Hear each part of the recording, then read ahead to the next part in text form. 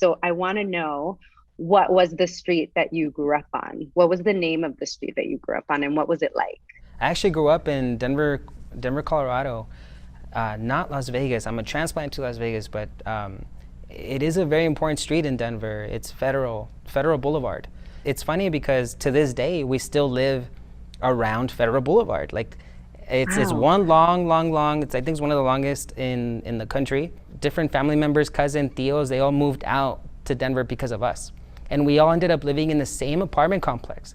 And Oh, one of the most wow. vivid stories I have, and that brings me back to why I'm here, is that I was 12 years old when my parents and others in the building got eviction notices.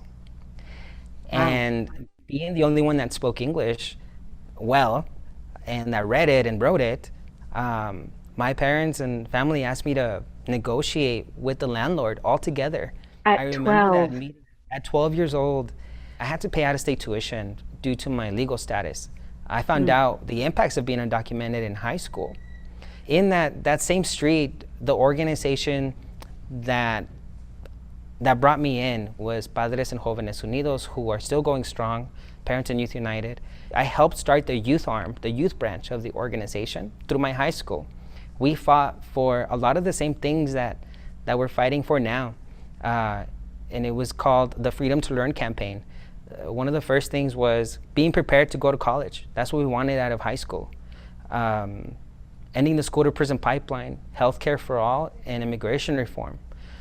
And those things are still things we're fighting for now. But on that street, on Federal, is where I found my mentors. I found the organization that shaped me into who I am today and the causes that I fight for now. And now I'm 34. I didn't know that 22 years later, I would still be helping folks in my community stay in their home and defend their home.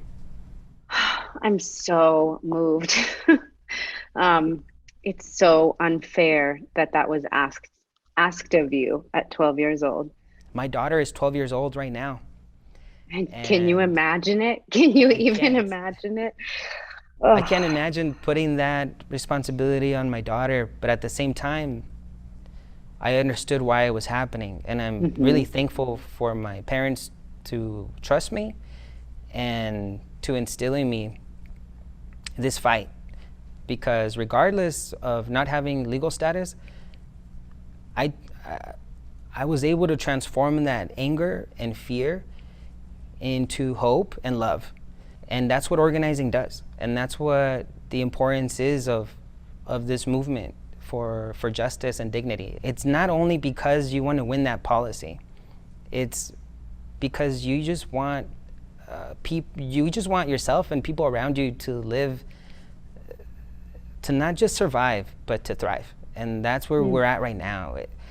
Things will turn out okay. And I think folks will be inspired by it. And if you tell your truth, you'll always be respected in this work.